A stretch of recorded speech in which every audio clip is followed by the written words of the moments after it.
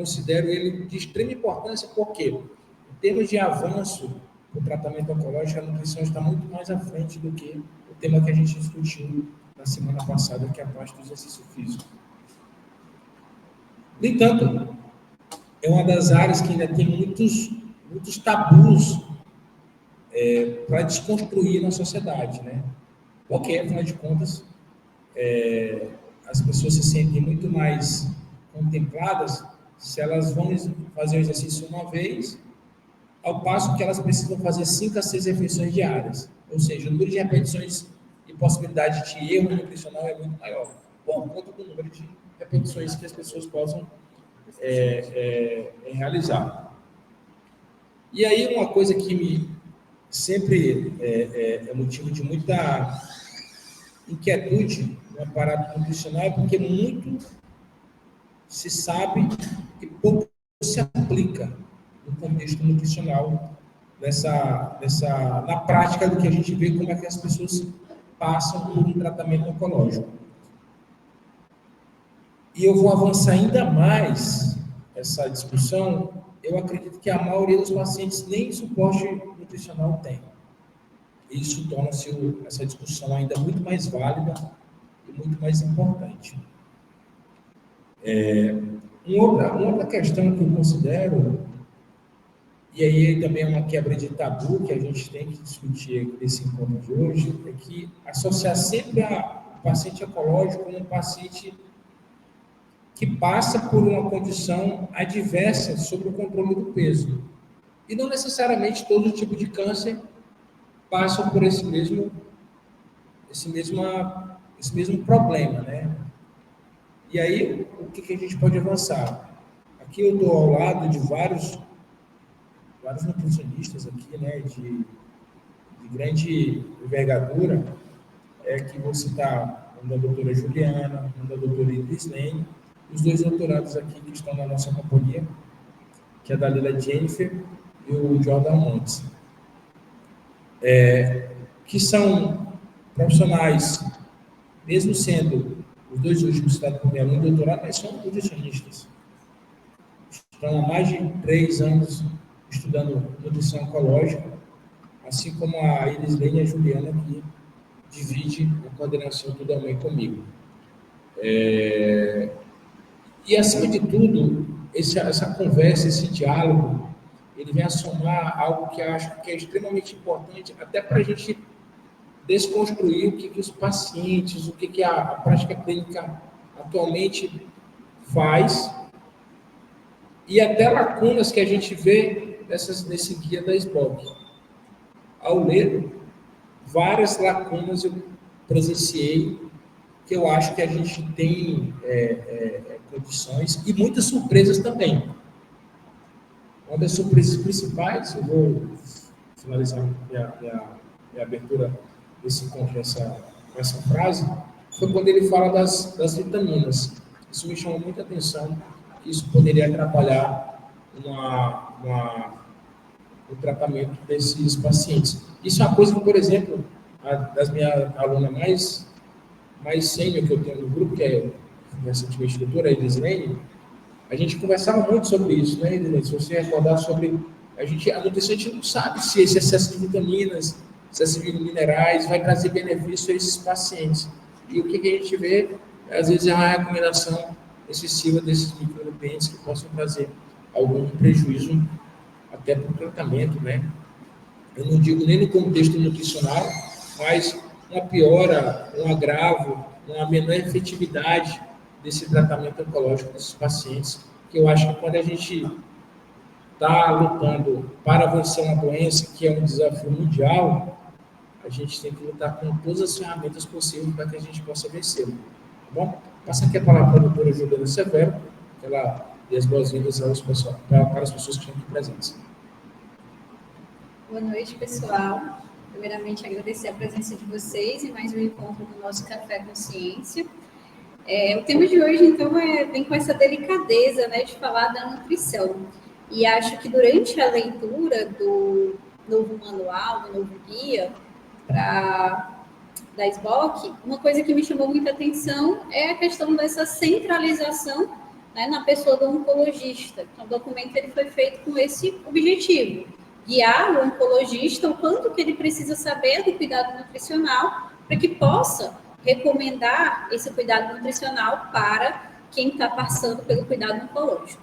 E aí a gente vem com essa premissa que talvez, para a gente que é nutricionista, né, eu, Elislene aqui, Dalila, Jordan, alguns dos meninos que estão aí assistindo, estão participando, acaba que são coisas bem básicas que a gente já conhece da nutrição e que precisam estar mais presentes, né? Que as pessoas precisam conhecer mais, porque nem sempre se dá a importância adequada da nutrição para o paciente oncológico. Então, o oncologista ele precisa ter esse reforço.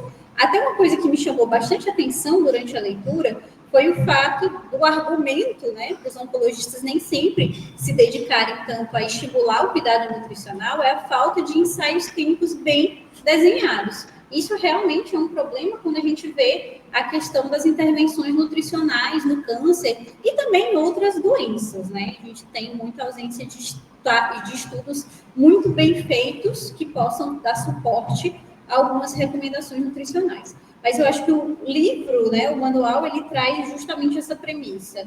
É como eu posso estar reforçando para esse oncologista que é preciso ele recomendar aquele paciente para um cuidado nutricional mais integrado, para um cuidado nutricional adequado. E a gente pensa que isso é diariamente feito, rotineiramente feito, mas nem é. Uma coisa que aconteceu, né, particularmente recentemente, foi a questão de a gente ter visto, né, tem vários grupos de nutricionistas no WhatsApp, chegou ao nosso conhecimento que uma pessoa, né, um paciente que estava andando, né, reconheceu uma nutricionista, ela foi falar com ele, e perguntou se ele estava tendo assistência nutricional, e ele era um paciente oncológico muito delicado, e ele não estava tendo nenhuma assistência nutricional, mas que o médico havia prescrito apenas um suplemento que isso daria conta de todas as necessidades dele. E quando a gente se depara com uma situação como essa, a gente vê que o buraco vem mais embaixo, desculpa a expressão. Porque o nutricionista ele precisa estar ali do lado do tratamento oncológico, porque o paciente ele vai ter várias demandas individuais que precisam ser acessadas. E ninguém melhor para fazer isso do que o nutricionista. E acho até interessante a forma como ele aborda isso, porque ele traz, né, dentro do manual, quais seriam aquele filtro que um oncologista, que a equipe multidisciplinar, que todo mundo consegue fazer, talvez acessar um peso, acessar o índice de massa corpórea, entender se o paciente perdeu peso nos últimos meses para determinar a gravidade dessa perda de peso. E isso, qualquer pessoa da equipe multidisciplinar consegue ter uma ideia. E isso vai reforçar, né, a necessidade do nutricionista. A partir daí, quem tem que assumir esse papel, nós, como nutricionistas, fornecer esse cuidado para esse paciente oncológico. E eu acho que essa premissa, ela é importante, ela deve ser reforçada, porque muitas vezes a gente perde nesse cenário, porque se acha que o paciente precisa só de um suplemento, e não é bem assim. Até a fala do professor Léo foi bem interessante, porque o que a gente vê, né?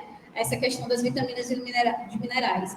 Geralmente, as pessoas que fazem tratamento oncológico, para o suporte nutricional durante o processo, costumam usar vários polivitamínicos, multivitamínicos, que nem sempre, né, na maioria das vezes, não tem evidência clínica de que vai trazer uma melhora para esse paciente. Inclusive, muitas vezes, pode trazer uma piora. Por exemplo, mulheres com câncer de mama podem ter resistência ao tamoxifeno devido a uma alteração, né, um polimorfismo de uma proteína que carrega zinco. E isso, né, se o zinco for suplementado nesse contexto, a gente entende que ele é um mineral que causa há uma redistribuição ali no tumor e ele causa proliferação, ele aumenta a angiogênese, ele aumenta a metástase. Então, nesse contexto, vai ter um aspecto muito negativo, apesar de que muitas vezes os pacientes têm deficiência, mas a suplementação talvez não venha ajudar. E o que se recomenda é realmente que a dieta esteja adequada nos minerais e vitaminas para que não se promova deficiência, mas que não seja utilizado suplemento, a não ser que se veja ali que há uma necessidade, um benefício maior do que um risco. E eu acho que a gente precisa ter muito foco nesse cuidado do paciente, a gente precisa de mais estudos que possam definir essas diversas recomendações. E trazer esse papel do nutricionista como centro também do cuidado oncológico é essencial. Já passar a palavra para a doutora Edislene, para que ela possa comentar as suas boas-vindas. E tem uma coisa que me chamou muito a atenção no guia, que ele foca, e eu achei assim, uma fragilidade, né? Quando ele aborda a recomendação com base em calorias. A ciência já evoluiu muito, mesmo a gente não tendo número de estudos suficientes para que a gente contemple todos os macronutrientes, ou todos os aminoácidos, ou todas as vitaminas, ou todos os minerais, mas a gente tem algumas evidências básicas que já fornecem informações suficientes para que a gente possa compreender, opa, se eu vou para um contexto somente calórico, o que eu estou dando para esse paciente? Né? Isso é o que a gente vai discutir também aqui hoje. Muito obrigado, doutor Edislene, por aceitar nosso convite. Pessoal, boa noite, obrigada pelo convite. Eu acredito que é muito importante a gente discutir sobre a nutrição do paciente oncológico, uma vez que a gente pensa, né, que o câncer é uma das doenças que está cada vez mais prevalente na nossa população. E esse manual, direcionado para o oncologista, ele nos desperta a um olhar de que, por exemplo, a Sociedade Brasileira de Oncologia Clínica, ela está trazendo ali a informação para o oncologista sobre a importância que a nutrição ela tem no cuidado do paciente oncológico. É o primeiro ponto. Uma vez que muitas vezes o oncologista ele está com um olhar apenas de curar a doença. E o paciente ele tem o objetivo de passar pelo tratamento tendo qualidade de vida. Pensando nesse aspecto, acredito que uma das coisas que nós precisamos avançar nessa discussão da nutrição oncológica é de não pensar no paciente oncológico apenas como um paciente que tem risco de desnutrição, mas pensar na nutrição oncológica como uma possibilidade de potencializar o efeito do tratamento oncológico, de reduzir a toxicidade desses tratamentos, que, por consequência, vai gerar um aumento da qualidade de vida desse paciente. Então, pensando que quando o oncologista ele se encontra com o paciente, o principal objetivo dele, inicial, é dar o diagnóstico e fazer o estadiamento da doença. E o nutricionista, ele também precisa estar inserido nesse cenário para ele fazer a triagem nutricional, para ele fazer a avaliação nutricional, porque a partir dessas informações que o nutricionista ele vai ter um conhecimento da história alimentar daquele paciente, da composição corporal e fazer uma prescrição assertiva, considerando a patologia do paciente e toda a complexidade que envolve o paciente oncológico. O oncologista, por sua vez, ele também vai tomar suas condutas com base nas avaliações que ele faz. Ok, e isso é interessante porque me fez recordar uma vivência que a gente teve no nosso grupo de pesquisa. Então, no meu doutorado, inicialmente, a gente teve uma proposta de trabalhar com a dieta que mimetiza jejum. Então, avaliar o efeito da dieta que mimetiza jejum em pacientes oncológicos. E eu recordo de um exemplo de uma paciente que, quando a gente fez a avaliação dos critérios de elegibilidade, essa paciente ela atendia os critérios de elegibilidade da pesquisa, que incluía a avaliação do índice de massa corporal, do peso e tudo mais. Só que essa paciente, ela foi uma consulta com um oncologista, e esse oncologista, ele passou para aquela paciente, prescreveu uma dieta cetogênica. E ele prescreveu essa dieta cetogênica para aquela paciente, sem considerar de maneira cuidadosa o estado nutricional daquela paciente, sem considerar os aspectos socioeconômicos dela. Ela era uma paciente que tinha um baixo poder aquisitivo, e por ela considerar aquela informação do oncologista tão importante de que aquela dieta, não que ele tenha transmitido essa informação de maneira direta, uma vez que a gente não tem conhecimento da fala dele, mas ela interpretou que aquela dieta era a dieta apropriada para que ela tivesse uma maior possibilidade de cura da doença. Qual foi a consequência? A paciente ela não tinha acesso econômico para comprar os alimentos que estavam prescritos e ela teve uma perda excessiva do seu peso corporal, que estava comprometendo até sintomas relacionados à quimioterapia. E ela disse na sua fala conosco que muitas vezes ela preferia não se alimentar dos alimentos que ela tinha na sua casa, porque ela tinha medo se aqueles alimentos iam gerar algum efeito negativo na saúde dela. E ela preferia tentar, na medida que ela conseguia ter acesso aos alimentos que ela tinha na sua casa e aqueles que ela conseguia adquirir. Então, veja que, de fato, a gente precisa discutir sobre esse manual, uma vez que nós, como profissionais de nutrição ou de outras áreas, precisamos realmente entender o papel de atuação de cada um de nós e do impacto que a nutrição vai ter nesse paciente, que vai muito além de manter o peso corporal. Mas a gente já sabe que a nutrição, ela pode favorecer na prevenção do câncer, na melhora da resposta ao tratamento, e o paciente que sobrevive à doença, ele continua tendo a necessidade de ter práticas e escolhas alimentares adequadas. Assim como nós, que hoje não temos nenhuma patologia, nós também temos a necessidade de continuamente ter uma dieta cada vez mais saudável. E o paciente que passa por um tratamento, ele também tem essa necessidade. E isso é tão importante, por quê? Porque o nutricionista, ele vai ter uma bagagem de conhecimento tão abrangente que vai auxiliar esse paciente até na forma como ele se relaciona com os alimentos. E, por exemplo, a gente teve a experiência de uma paciente que ela tinha um câncer e o câncer dela era um câncer avançado, que não estava tendo uma boa resposta no tratamento. E eu recordo que ela dizia assim, olha, eu nem gosto tanto de sorvete, mas quando eu terminar o tratamento, nossa, aí eu vou comer uma vez na semana um sorvete, depois eu vou comer um bolo, depois eu vou comer isso, porque ela já estava passando por muitas privações, porque ela acreditava que aquelas privações iam auxiliar ela a ter uma boa resposta, mas que depois ela estava querendo ter uma resposta compensatória às privações que ela estava passando.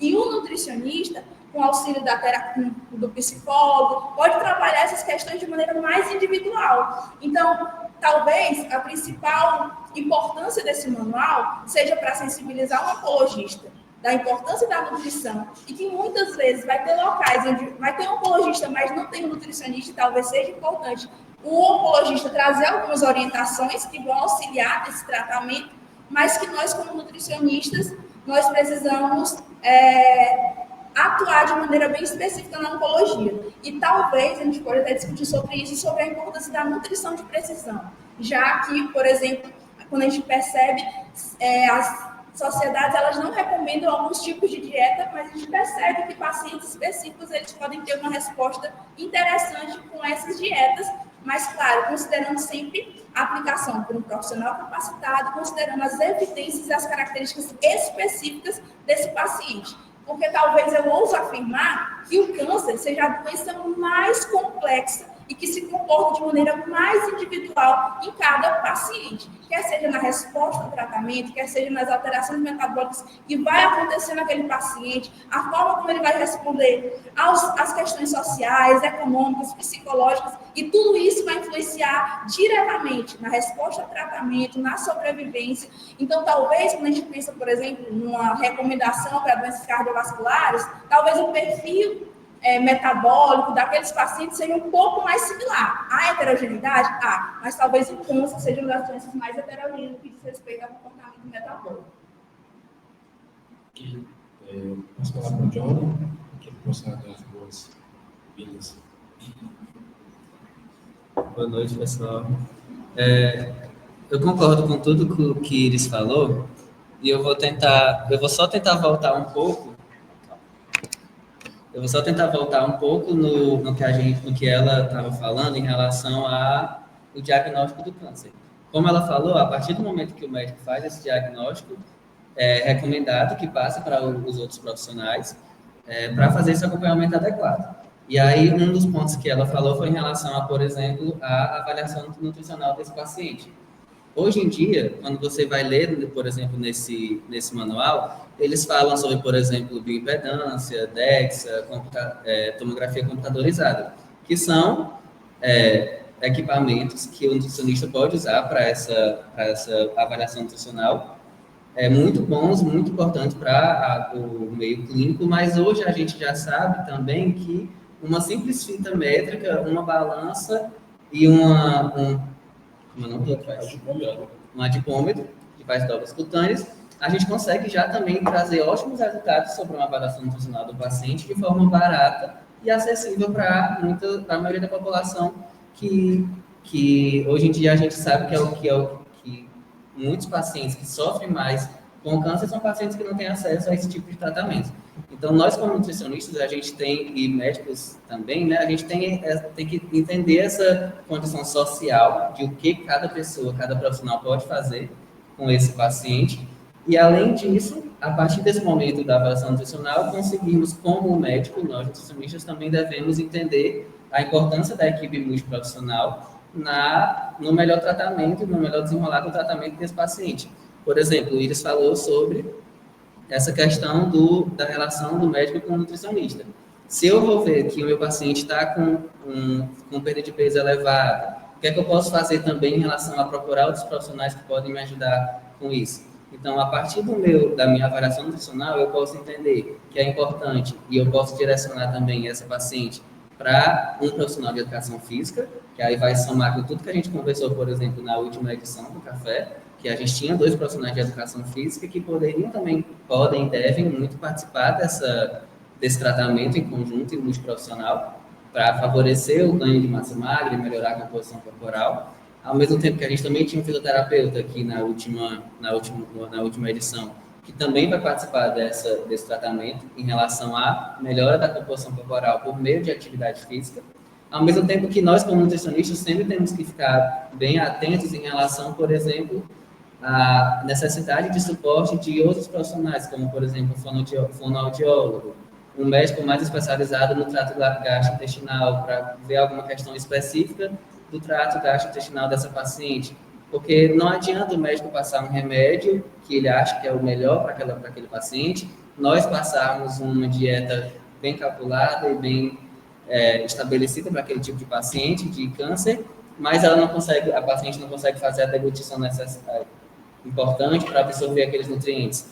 Ou fazer toda essa parte de quimioterapia, radioterapia e nutrição e não tem uma atividade física associada a isso. E aí, como o Iris falou, é uma doença muito complexa, que tem muita heterogeneidade e muito individual para cada paciente, e aí vem daí essa importância também do multiprofissionalismo, da equipe multiprofissional no tratamento. E aí no manual eles deixam isso bem claro, né? Que eu gostei muito de ver um ponto específico desse manual, que foi a importância de mostrar para o médico e para qualquer outro profissional que lê a importância desse tratamento multiprofissional, já que a gente sabe que o câncer é uma doença que exige isso. Quer falar? Essa palavra para a doutoranda Dalila Jensen, nossa examinadora constitucional. Boa noite a todos. Bem-vindos ao Café com Ciência.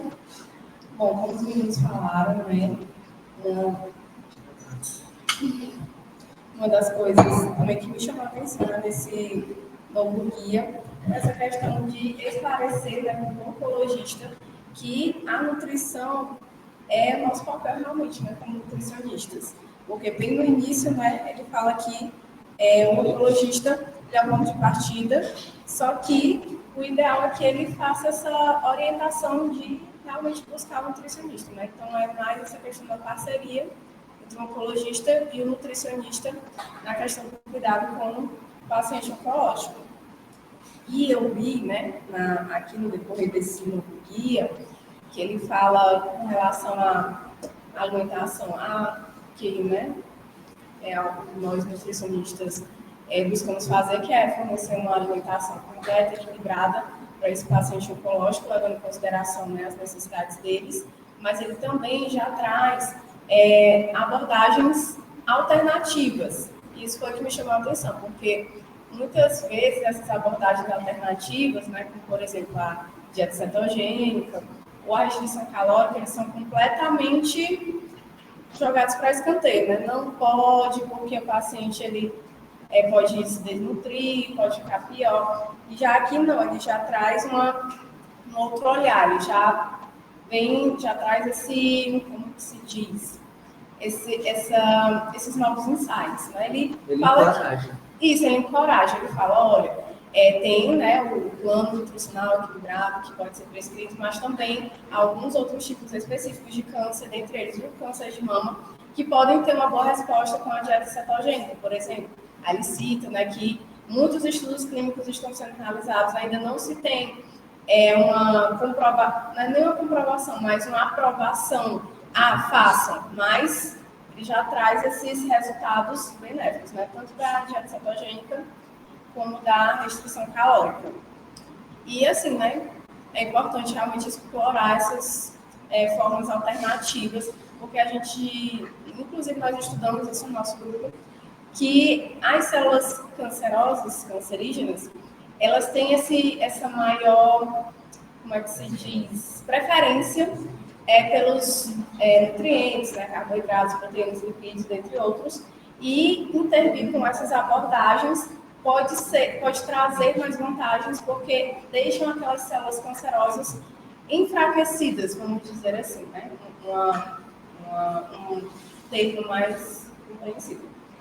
Mas o que acontece realmente, acredito que vocês já tenham visto em outras edições aqui do Café Consciência, é que as células cancerosas, elas precisam de muita energia para se progredir, se multiplicar, crescer, né? Metastatizar. E quando a gente intervém com essas abordagens, criamos um ambiente no qual elas ficam com poucas alternativas para dar continuidade a esse ciclo de progressão e crescimento. Então, né, consegue transmitir. E a gente só completa que eles dão eles encorajam, mas a gente, como meio acadêmico, a gente tem um certo...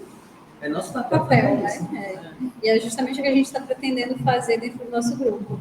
Um tópico interessante sobre a fala da Dalila e um pouco sobre a fala da Iris Lane, uma coisa que me chamou a atenção foi ela falar de um relato de uma paciente, né? Que não tinha aqueles alimentos e que isso te tocou bastante.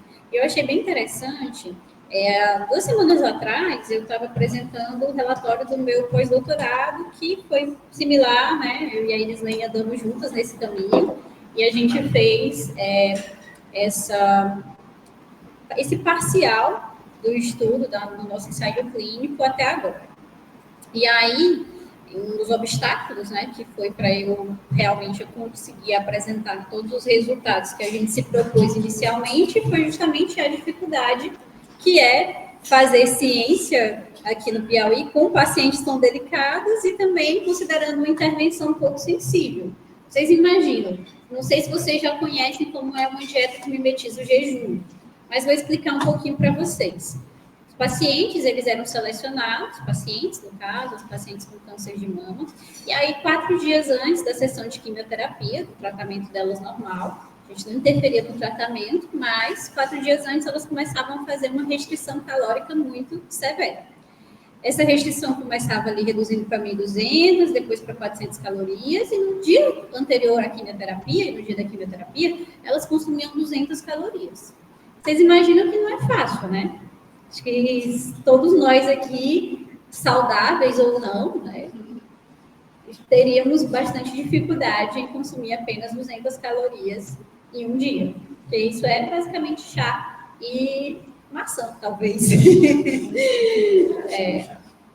Basicamente chá. E aí, quando a gente foi olhar para essa intervenção, apesar de bastante promissora, nós temos muitos estudos publicados em revistas muito boas, como é o caso das revistas do grupo Nature, que trazem essa intervenção como uma possibilidade para o câncer que causa um sinergismo e uma resposta que a gente chama de resposta diferencial ao estresse.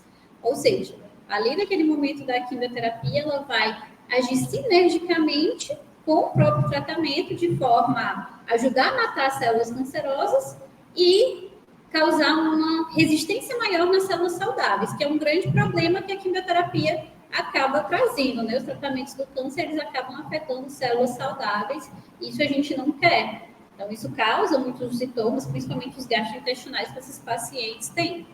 E aí, essa intervenção, vocês podem imaginar que é um pouco difícil. Eu mesma, se eu for falar do meu pessoal, eu não faria.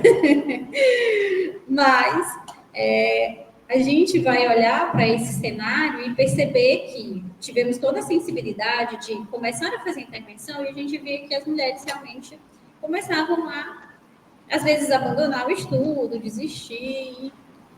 Assim, muito bonito em teoria, né? O papel é muito lindo, mas quando a gente vai para a prática, nem sempre aquilo tem o desfecho que a gente imaginou. Por quê? Não adianta uma intervenção ser muito boa se as pessoas não conseguem passar por ela, né? Fazê-la. E aí já é um estresse a mais para pessoas que já estão passando por um momento muito difícil. E o que a gente fez? Eu disse, não, eu e a Iris, a gente batia muita cabeça com isso, a gente disse, é muito bom o resultado que dá, é muito interessante o que tem sido feito, mas se a gente não conseguir fazer, não vai adiantar. E aí, nesse momento, a gente parou para pensar, refletiu, vamos mudar a intervenção. E aí foi justamente o que eu fui questionada quando eu estava apresentando o relatório. Por que durante o seu pós-doc, que já é um tempo tão curto, é 2 anos, né? Para quem não sabe, eu fiz 2 anos, tem vários tempos, mas por que no meio da sua temporada aí como pós-doc do laboratório, você resolveu mudar a intervenção? Por que você não continuou na mesma intervenção? E aí foi justamente o que me tocou, foi esse relato das pacientes dizendo que não conseguiam fazer. E aí eu falei isso para o avaliador e a gente teve que olhar, né, para essa intervenção e tentar mudar o rumo das coisas, mas procurar algo que fosse mais possível, mais plausível. Agora a gente trabalha com a restrição calórica em si, que não chega a, de fato, uma dieta tão restritiva, né? A gente trabalha ali com a faixa de 1.200, 1.500 calorias, dependendo da paciente, que causa uma restrição, mas que é o suficiente para causar um efeito benéfico, mas que não cause alteração do estado nutricional e que essa paciente consiga, talvez, alcançar essa melhora, essa resposta diferencial ao estresse que a gente tanto espera, dentre os vários tratamentos. E realmente esse relato, essa percepção, e o que atuou ali não foi nossa sensibilidade só como pesquisadora, foi a nossa sensibilidade como profissionais de nutrição que estavam atendendo aquela paciente. Porque dentro da nossa intervenção a gente justamente faz isso. A gente atende as pacientes como se estivessem numa consulta com um nutricionista. E toda a dieta prescrita ela é individualizada. Então, às vezes, o nosso ideal era passar uma dieta um pouco mais plant-based, mas nem todas as pacientes têm socioeconômico para isso. A gente sabe que é um pouco mais difícil, né? Já aqueles alimentos, e até pelo hábito alimentar aqui da região, então a gente tenta manter, né, melhorar o hábito alimentar daquela paciente, trazer coisas novas, mas com que ela consiga alcançar essa zona onde ela vai ter essa resposta, mas que possa, de fato, ter um conforto, né, também durante o seu tratamento, porque a gente sabe que não é um tratamento fácil. Então, essa questão de pessoas humanas e do profissional de nutricionista que habita na gente, a gente quer que as pessoas comam bem, né? Nossa meta é essa. Então, a gente trocou um pouco essa intervenção e eu acho que é interessante a gente pensar nessas novas alternativas, né? O manual, ele traz isso como ainda um campo aberto. Algumas intervenções aqui que ele descarta um pouco, como é o caso da dieta alcalina, que realmente ali não tem evidência significativa, mas dentro do campo da nutrição, nós temos aí a possibilidade da restrição calórica, a dieta cetogênica com alguma evidência, alguns aminoácidos também, a gente tem começado a enxergar isso também como uma possibilidade de trabalho, de jejum, ou dieta intermitente de jejum, ou jejum intermitente, jejum noturno, vem aí como possíveis intervenções. Mas o manual ainda traz essa postura. É possível, mas ainda existe um certo aspecto conservador, porque a gente tem que entender que é possível, mas não é possível para todo mundo.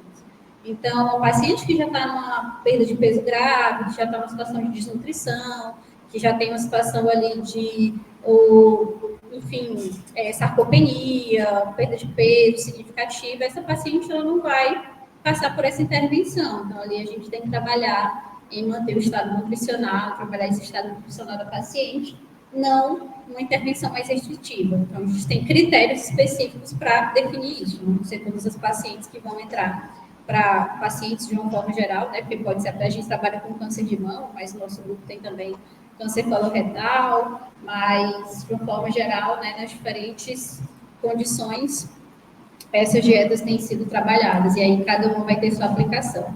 Uma coisa que eu achei também interessante, puxando aqui para o meu lado, eu gosto muito da parte de gastrointestinal, e aí eu achei bem interessante que o manual já traz a possibilidade, né, trazendo essa questão da relação da microbiota também com os tipos de câncer, algumas assinaturas de microbioma ali no câncer de mama, no câncer coloretal, a possibilidade de tratar com probióticos, mas ainda uma evidência aí um pouco mais pequena, uma evidência mais discreta, em alguns pacientes pode ser um pouco complicado, pode induzir a questão da bacteremia, mas como uma possibilidade ali no tratamento também. Então, pensar aí nesses novos insights, eu acho que é uma coisa bem interessante. Eu acho que tem um desafio muito grande, eu acho que para que a gente possa entender não somente o papel da nutrição moderna, mas eu acredito que existe a necessidade, né, isso na visão de um não nutricionista, mas que acompanha muito os nutricionistas, e já acompanhei de perto pacientes no aspecto nutricional, é que existe uma mudança praticamente muito cíclica do manejo nutricional das pacientes, ou dos pacientes que são submetidos à terapia nutricional. Por quê? Os sintomas não são os mesmos do início do tratamento com o avançar dos ciclos quimioterápicos. Algumas respostas de efeitos colaterais medicamentosos, elas são decorrentes de uma somação. E às vezes o paciente não apresentava uma mucosite, possa apresentar uma mucosite com o avançar do tratamento, ter uma perfuração intestinal, que isso é decorrente também de um processo do efeito colateral de alguns medicamentos.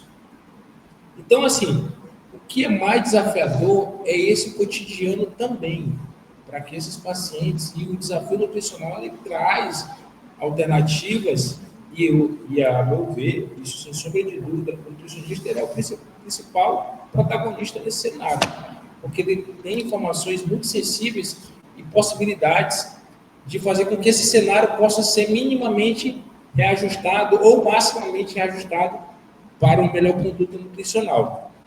Eu acredito também que existe um terrorismo, não digo nem no aspecto nutricional, mas existe um terrorismo no contexto de composição corporal, sem avaliar a composição corporal desses pacientes oncológicos. Não existe outra forma de a gente saber o estado nutricional desse paciente oncológico se a gente não avaliar com precisão, simplesmente como o Jordan disse, com a fita métrica. Existem outros métodos melhores? Claro. E esses métodos avançam para que a gente tenha uma precisão ainda melhor na boa conduta clínica. E o terrorismo nutricional associado ao câncer é o quê? Que todo paciente oncológico, ele sofre um quadro de desnutrição. Isso não é verdade. Isso a gente só vai saber à medida que a gente avalia com precisão esse paciente. Alguns casos, e é comum no câncer de mama, na verdade é extremamente comum que as pacientes ganham até peso. Existe um controle até no aspecto nutricional para que essas pacientes não incrementem seu peso. Então, vou abrir também esse debate aqui. Eu quero também trazer outras provocações para vocês, nutricionistas aqui, desses desafios nutricionais, dessa perspectiva, dessas possibilidades que a Dalila trouxe, a Juliana trouxe aqui para a gente, dessa nova visão do que a nutrição ela pode trazer para o paciente. Uma possibilidade de uma nova janela de sucesso terapêutico, né? Não somente achar que é uma restrição ou uma dieta cetogênica, mas aplicar uma ciência por trás de todo esse contexto, né? É importante a gente ter isso com muita cautela e muita responsabilidade científica para que a gente possa aplicar aquilo de maneira correta nesse paciente. Ao mesmo tempo, eu escuto em debates oncológicos, não entre tumores, mas entre seres humanos que tratam esses tumores, que a gente não levar a glicose como um vilão na prática nutricional. Bom, e aí vários cafés com ciência, a gente traz uma discussão muito vanguarda aqui, que o efeito Harvard, que o tumor, ele preferencialmente utiliza a glicose. E isso anda tão na contramão, e eu estava me debatendo inquieto essa semana, eu falei assim, cara, como é que alguns profissionais falam isso e, ao mesmo tempo, ele pede um PET scan? que é da glicose, e saber onde essa glicose vai parar, e você percebe nitidamente onde tem tumor, onde tem maior marcação. Não é paradoxal? Quando a gente diz assim, ó, a glicose não pode ser vilã, eu até concordo. Mas a gente indiscriminar o uso da glicose talvez seja algo muito prejudicial, porque quando a gente tem essa glicose em excesso, a gente pode beneficiar o metabolismo tumoral. E que fique claro que nem todos os tumores são exclusivamente dependentes de glicose. Isso é uma fala extremamente grosseira e sem desconhecimento de causa de metabolismo tumoral, que a gente tem que entender que o tumor ele pode preferir, mas nem todos os tumores preferem glicose. Tá bom? Passo aqui a palavra para quem quiser debater sobre essas questões que eu trouxe aqui. Acho que às vezes as falas são um pouco não compreendidas, ou às vezes um pouco precipitadas, né? Acho que essa questão da fala da glicose não ser vista como um vilão, que a gente fala mais, assim, dentro da nutrição, muitas vezes é com relação a entender que é interessante a gente ter um equilíbrio na alimentação. É mais uma fala voltada a isso. Até mesmo um paciente com diabetes consegue consumir açúcar desde que ele tenha um bom controle do diabetes e que ele tenha um consumo equilibrado, reduzido. Mas que, claro, que isso entrar num processo excessivo ou em desequilíbrio, isso vai causar, de fato, um malefício e uma piora, né, desse paciente. A gente consegue ver claramente se a gente pegar o exemplo do diabetes. Lá no câncer não vai ser diferente. Eu acho que às vezes as falas são talvez expressadas generalistas, né? E acabam causando um pouco dessa desinformação. Pegando o gancho do que a Juliana falou, né? Uma vez, meu pai estava olhando no YouTube, e aí passou aqueles vídeos sensacionalistas, né? Falando que diabético não pode comer manga, banana, não sei o quê. Então, quando a gente fala dessa questão, né, da glicose como vilão, aí o pessoal faz esse tipo de fala, né? Não pode a manga, a banana, não pode isso, não pode aquilo. Mas aí, quando se fala disso, 30 mangas, porque infelizmente a gente sabe, né, que tem algumas pessoas que quando vão pro tempo da manga não conseguem comer saúde. Pois é, então, quando se fala de glicose, é como a Juliana acabou de falar, a questão do equilíbrio, né, combinar também essa glicose com outros nutrientes, né, para reduzir a questão dos picos de glicemia. Então, tomar cuidado com essas falas e considerar realmente o equilíbrio entre os nutrientes. Tem muita gente que vilaniza até o ponto de dizer que qualquer carboidrato é um crime contra a sociedade. Eu acho que não é isso que a gente quer passar e não é isso que a gente precisa passar. A gente tem que entender, né? Muitas vezes acontece, por exemplo, o paciente chegar no consultório, doutora, não posso comer mais nem banana, nem manga, porque o médico me disse que fazia mal para a minha saúde. Pegando aqui o exemplo da manga da Dalila. Já aconteceu muito comigo no consultório, sendo que manga e banana eram as únicas duas frutas que a pessoa gostava e consumia. E aí é melhor eu tirar a manga e a banana daquela pessoa, deixar ela consumindo frutas de boa qualidade nutricional, né? A gente fala isso até brincando um pouco, mas é algo que acontece muito na prática de consultório. Você chegar com um nível de terrorismo que você não pode comer uma fruta. Então, isso não só prejudica o tratamento, como às vezes incentiva o consumo de coisas, ou cortes alimentares, ou uso excessivo de fitoterápicos, ou eu não conseguir a minha vitamina pela alimentação e precisar de suplemento, que pode até piorar ali os desfechos. Antes de passar só para eles, assim, é interessante como as falas, elas geram debates que são somatórios, né? Tem uma coisa muito interessante que eu acho que o aspecto nutricional, acho que a gente não pode perder isso. É que a nutrição ela é cultural também, né?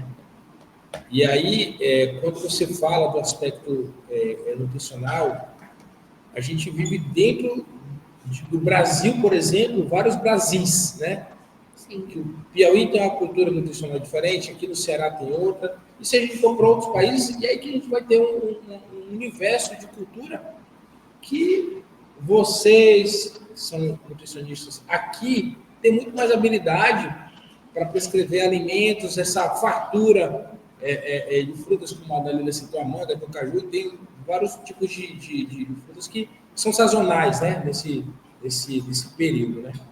Até que é interessante, só um adendo aqui, que o nosso arroz com feijão ele foi recentemente reconhecido como um dos pratos mais saudáveis do mundo. Então, é algo que é nosso, que é cultural. Não sei se vocês já viram, tem um padrão alimentar chamado DIC-BR, a alimentação cardioprotetora para a população brasileira. Nesse livrinho lá do Ministério da Saúde, é um dos padrões alimentares mais interessantes que eu já vi, pensando na população brasileira. Ele traz, né, uma alimentação cardioprotetora pensando em cada região do Brasil.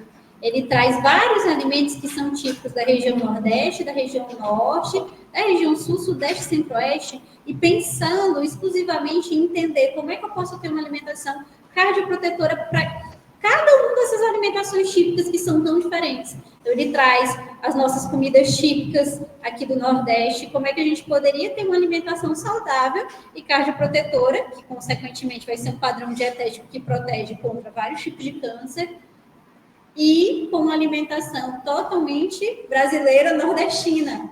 E como é que eu poderia fazer isso se eu morasse no Sul? Então, essa questão do hábito de pensar, né, em trazer esse consumo alimentar melhor para o meu paciente, mas pensar que ele está inserido na sociedade, que ele está inserido em uma cultura, e que, às vezes, por exemplo, não é tão fácil eu chegar no consultório, ter 70 anos, e a pessoa dizer que tudo que o nutricionista dizer que tudo que eu consumo está errado a vida toda. E eu mudar tudo que eu comi a minha vida toda, porque tudo que eu consumo não funciona ou está errado. A gente tem que pensar muito nesse aspecto psicológico e humano. Só para trazer também um pouco desse aspecto relacionado ao açúcar, né? Acho que a gente precisa, como que eu poderia dizer? Existe essa questão do mito, né? Muitas pessoas acreditam que consumir açúcar vai aumentar a possibilidade do câncer. Ao passo que nós, que estamos na academia, que investigamos principalmente o metabolismo tumoral, a gente entende que a glicose é um alvo que nós investigamos com o objetivo ali de potencializar o efeito de alguns tratamentos.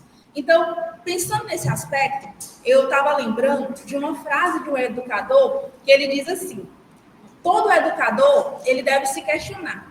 Eu ensino, mas será se quem eu ensino entende o que eu estou falando? Então, o que a pessoa quer dizer quando ela diz assim, o açúcar reduz o câncer? Então, será se aquela população, ela entende quais são as fontes, né, de carboidratos? Será se ela entende qual é o papel do carboidrato no funcionamento do seu organismo? E nós, como profissionais que investigamos, né, o metabolismo tumoral, a gente tem um papel também de educar. Então, por exemplo, a medicina, né, os investigadores na área da oncologia, entendendo o papel da via PI3K, KT-mTOR, desenvolveram medicamentos que são inibidores específicos dessa via. E o principal objetivo que é induzir uma redução tumoral.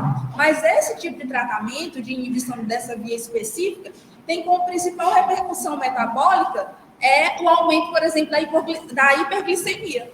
Ou seja, eu estou inibindo uma via do metabolismo da glicose, mas eu gero um problema para aquele indivíduo que é a hiperglicemia. E a nutrição, utilizando essas estratégias de fast mimic diet, de jejum de curto prazo, de restrição calórica, tem a capacidade de, através dos alimentos, reduzir a disponibilidade de glicose e repercutir uma melhor resposta ao tratamento. Ok, essas informações, elas ainda estão em andamento, principalmente pensando, né, nesses aspectos que a gente já discutiu sobre o perfil do paciente oncológico, as dificuldades de pesquisa clínica. Se a gente for pensar, né, esses estudos nessa área de metabolismo da glicose, eles são relativamente recentes. Por exemplo, Walter Longo, que é um pesquisador italiano que trata principalmente da dieta que mimetiza jejum, os estudos eles iniciaram em 2008. E se a gente for pensar, o principal objetivo dos estudos ainda é a questão da adesão à dieta. Pensando nesses aspectos culturais, de consumo alimentar, que é difícil realmente levar o indivíduo a uma aceitação desses protocolos dietéticos. Então, pensando nesse ponto, né, e já saindo um pouco dessa questão só da glicose, a gente tem que pensar o indivíduo como um todo. E isso é uma questão importante, porque, por exemplo, quando a doutora Juliana ainda não estava no grupo, e eu tive uma cabeça muito de sistemática e linear, no sentido que eu queria que o protocolo nutricional fosse exatamente como estava prescrito, todos os pacientes consumirem a mesma dieta, com o objetivo principal de aquele resultado ser cada vez mais fiel. porque na ciência a gente quer reduzir a possibilidade de erro. Só que a realidade é que nós ainda estamos discutindo a adesão.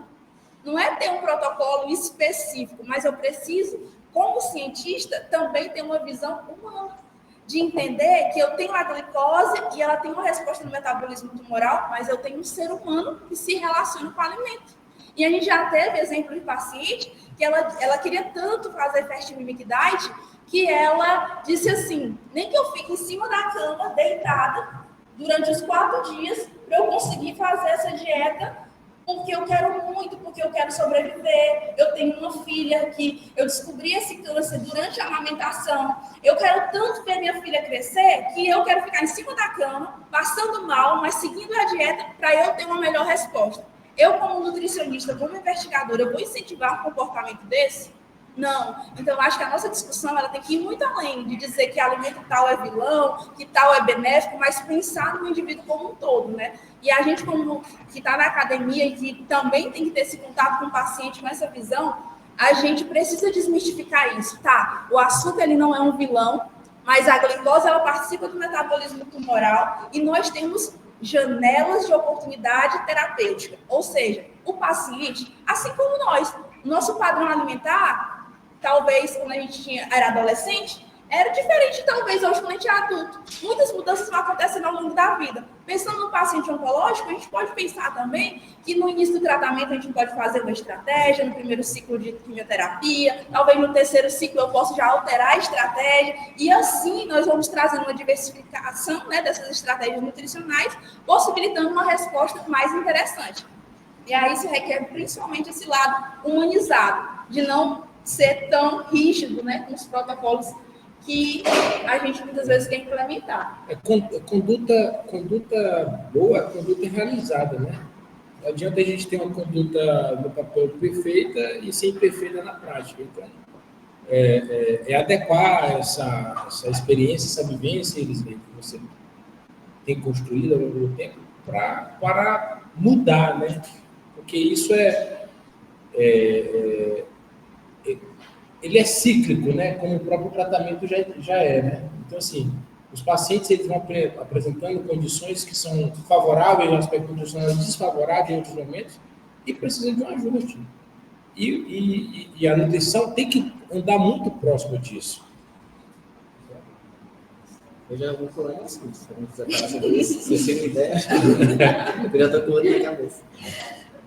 Só queria fazer um parênteses aqui, que eu estou muito feliz pela fala que eu ouvi da Erislane agora, porque realmente foi um ponto que a gente discutiu muito, desbravou juntas, e que a gente né? foi bem disruptiva ao longo dos 2 anos aqui que eu passei no pós-doc, do ladinho dela, desde que eu entrei. Foram muitas coisas que a gente passou juntas, desde implementação do projeto, conseguir começar a tratar as pessoas. E o que a gente tem feito aqui muito interessante, muito diferente, é que a gente não só consegue inserir pessoas numa pesquisa clínica, que tem muito potencial. Basicamente, eu ouvi lá do nosso revisor que só quem se arrisca merece viver um extraordinário. Vocês leiam aí no ritmo do TikTok que eu não vou cantar. E aí eu acho bem interessante o quanto que a gente se arriscou durante esse projeto, durante essa execução, e que hoje a gente consegue fornecer com a nossa equipe de nutricionistas. Não sei se vocês estão familiarizados com todos, mas tem aqui a Dalila, que está agora na cabeça do projeto, né, doutoranda. Eu continuo aqui dando suporte, a Erislane também, a gente tem o Rodrigo, que é o nosso principal prescritor das dietas aí para os pacientes. A Shelda também, que é uma das nossas prescritoras. A Jennifer não está aqui hoje, mas ela é também essencial na realização desse projeto. Então, e os meninos da IC, os outros alunos aqui do laboratório, o Jordan também dá um suporte quando preciso. E todos esses alunos, nossas iniciações científicas, os meninos lá da nutrição, da medicina, dão um suporte muito bom para a gente também durante a realização desse projeto. A gente tem uma equipe multidisciplinar muito boa, e isso é muito legal, e, assim, só valorizar mais isso, porque agora a gente consegue fornecer um atendimento muito bom para pacientes que talvez não teriam esse acesso, né? E impedância e todo esse acompanhamento do estado nutricional. E quando elas terminam de passar por tudo isso, a gente não as abandona, né? Como costumo ouvir o Rodrigo falar que a paciente tal entrou em contato comigo, está perguntando aqui se isso aqui é anemia, se consegue melhorar tal coisa na dieta, o que ela pode fazer. Então, durante todo esse processo que elas estão passando por isso, a gente não as abandona. Elas terminam os protocolos, elas têm acesso a nós a qualquer momento para tirar dúvidas, para continuar acompanhamento nutricional. Às vezes a gente deixa uma dieta para elas continuarem seguindo, não necessariamente restritiva. Tem paciente, inclusive, que é um case de sucesso tão bom na nossa pesquisa, que mudou tanto a forma de alimentação, saiu do quadro de obesidade, era um paciente com obesidade e câncer de mama, conseguiu inserir uma alimentação mais saudável na vida. Até hoje ela faz a dieta que eu prescrevi, acho que foi no segundo ano, no primeiro ano de pós-doc que eu estava aqui, 2023 para 2024, ela começou o tratamento. Até agora ela faz uma dieta que eu deixei para ela durante o período dela, passou por quimioterapia, radioterapia, cirurgia, e mudou completamente os hábitos de vida, agora é corredora. É bem bacana a gente ver a evolução dessas pacientes. Então, eu fico muito feliz por tanto ouvir esse lado bem humano da Iris Lane falando sobre isso, que é algo que a gente debateu muito, mas também queria deixar esse parênteses, esses elogios aqui à nossa equipe e às nossas participantes que realmente, né, enfrentam esse período com muita garra. Pacientes também que às vezes retornam para fazer a bioimpedância novamente, quando elas ficam bem empolgadas com a bioimpedância. E a gente sempre recebe elas, né? Somos bem receptivos, elas podem me retornar quantas vezes elas quiserem, até mesmo para a gente fazer esse acompanhamento, essa evolução da evolução nutricional delas realmente.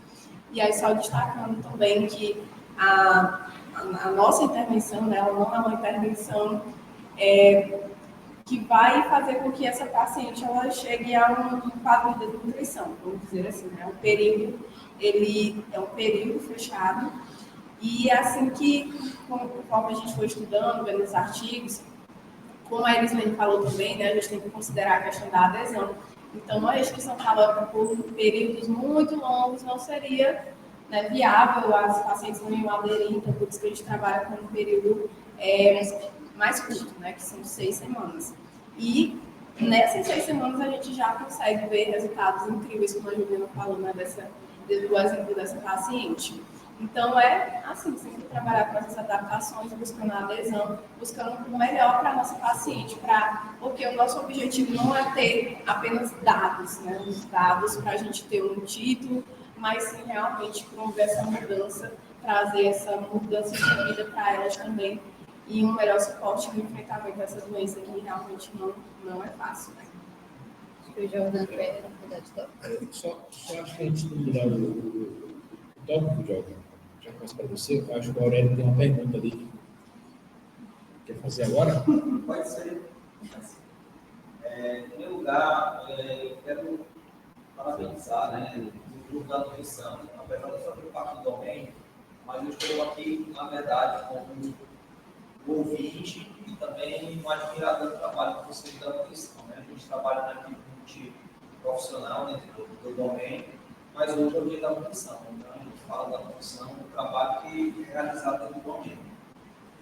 As pessoas que estão aqui escutando esse momento muito especial, que tem o Jordan, a Islene, o professor Leonardo, a Dalila e a Juliana, eu gostaria muito que vocês tivessem a dimensão realmente das coisas extraordinárias que são feitas dentro do domínio, né?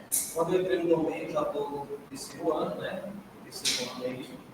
E eu ficava impressionado como é que você pegar um paciente e colocar ele numa dieta restritiva, numa dieta mimetizada no jejum, ou então no próprio jejum, né? E eu vinha com a concepção, né, de professor da área, estudante de fisiologia, eu achava isso inviável. Mas a partir do momento que eu comecei a vivenciar os trabalhos, tanto os ensaios, né, clínicos, quanto os trabalhos experimentais, a gente viu o impacto, né, dos outros trabalhos que já saíram da Bia e da Iris Lane, né, eles trazem muito essa questão de como a nutrição realmente ele tem esse impacto na qualidade de vida do paciente oncológico. Mas a minha pergunta é direcionada para o professor Jordan, ao antes, né? Jordan, gostaria muito que você pudesse também esclarecer dentro do contexto da oncologia. Você falou muito sobre o câncer de mama, porque o ensaio da Lila é com mama, mas o Jorge faz trabalhos experimentais no camundongos aqui, e ultimamente tem feito trabalho com sarcoma, né, que é um outro tipo de câncer. Né? E eu queria que você relatasse para os ouvintes aqui qual é a sua experiência em trabalhar, em fazer pesquisa, ensaio clínico e pesquisa com trabalhos experimentais. E qual é a repercussão que você vê dessas dietas que mimetizam o jejum, que eu acho que foi um dos trabalhos que você fez, foi jejum ou restrição. Na restrição, qual foi realmente o impacto na sobrevida, peso, alguma coisa, que pudesse trazer dados superficiais para os ouvintes aqui. Então, era esse o próximo tópico que eu falei que eu ia entrar, que era no tópico de sobrevida. Porque a gente fala muito em relação à melhora do tratamento e as estratégias que a gente usa e o quimioterápico para isso, mas no final das contas, o que todos querem, pacientes, médicos e outros profissionais, é a sobrevida do paciente. Quanto tempo esse paciente vai viver bem após o tratamento. E aí, como a Dalila falou, o acompanhamento quimioterápico, o acompanhamento nutricional e das outras equipes, dos outros profissionais da equipe multiprofissional, deve sempre, a palavra-chave do tratamento todo é o acompanhamento. Como a Dalila falou, as meninas começaram a fazer uma dieta que mimetiza o jejum, era muito densa, muito pesada, muito restritivo, perceberam que a adesão era baixa, era muito complicado para esses pacientes manterem esse tratamento, então com esse acompanhamento, elas conseguiram ver onde que a gente pode mudar, o que a gente pode alterar para continuar trazendo qualidade de vida para esse paciente e melhora do tratamento. Então, elas passaram para a restrição calórica, que também é uma estratégia que nós, como pesquisadores, estudantes, profissionais do meio acadêmico, temos essa responsabilidade e segurança de aplicar esses tratamentos com esses pacientes. A gente faz e continua fazendo esse acompanhamento para ver até que ponto essa estratégia que a gente está apostando está dando certo. E aí, eles trabalham muito com ensaio clínico, né? E eu, desde o meu início do mestrado, trabalho com camundongos, onde eu induzo esse câncer desses camundongos e consigo também acompanhar esse tratamento quimioterápico. No meu caso, eu sempre trabalhei com sarcoma, um tipo de câncer diferente do câncer de mama e muito expressivo para nossos protocolos experimentais, por ser um câncer que a gente consegue ter uma massa tumoral muito boa para analisar, para fazer outros testes, então é um modelo experimental vantajoso para o meu tipo de projeto. E aí eu sempre iniciei meu projeto com restrição calórica desses animais. Então eu fiz um protocolo de 40% de restrição calórica nesses animais para ver como era a progressão do câncer e como era, e se aumentava, se melhorava, como que ele modulava o tratamento quimioterápico desses animais. E aí a gente viu ótimos resultados com a restrição calórica na progressão do câncer desses animais. E um dos principais resultados, que é o que todos querem ver, que é o que em todo lugar que a gente vai apresentar esses trabalhos, e a sobrevida desses animais. Do mesmo jeito que sempre perguntam, e a sobrevida desses pacientes, como que eles vivem depois disso. E aí a gente fez um protocolo e os camundongos que tiveram o tratamento quimioterápico padrão, com doxorubicina e restrição calórica de 40%, tiveram uma sobrevida 80% maior dos camundongos que tiveram só quimioterapia. Então, eu fiz um tratamento quimioterápico com a restrição calórica desses animais e chegou um dado momento que eu parei de fazer o tratamento quimioterápico e a restrição calórica. Deixei todos os animais na vida normal deles, comendo tanto que eles queriam. E aí eu fui analisando e vendo até que dia esses animais que ainda estavam com câncer iam conseguir ficar vivos. E esses animais que estavam com esse grupo de associação de restrição calórica e quimioterapia tiveram 80% mais de dias de sobrevida, né, em relação a esses outros animais. E aí é um ponto que também traz aqui no manual, que é a sobrevida e a prevenção do câncer nesses pacientes, né, que passam por isso. E como a nutrição é importante nisso. E aí o manual traz, por exemplo, as recomendações para a prevenção e sobrevida desses pacientes. seria a alimentação saudável, com a alimentação com base em alimentos vegetais, manter ativamente, fisicamente ativo, limitar o consumo de carne vermelha, limitar o consumo de alimentos ultraprocessados, bebidas alcoólicas. Então, é o ponto que todos nós queremos chegar, é a sobrevida desse paciente, quanto tempo esse paciente ainda vai viver, e a nutrição é peça-chave nisso, junto com a educação física, a questão psicológica desses pacientes, que é outro ponto que traz aqui também, que eu até destaquei aqui o nome do capítulo, que é percepção bioética, perspectivas, não.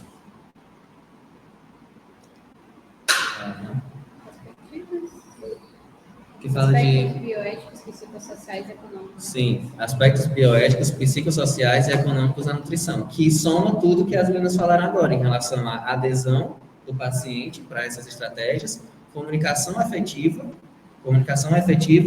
e abordagem precoce. Então, a gente consegue entender a importância desses profissionais nessa questão, todos olhando para o mesmo alvo, que é a sobrevida e a qualidade de vida desse paciente.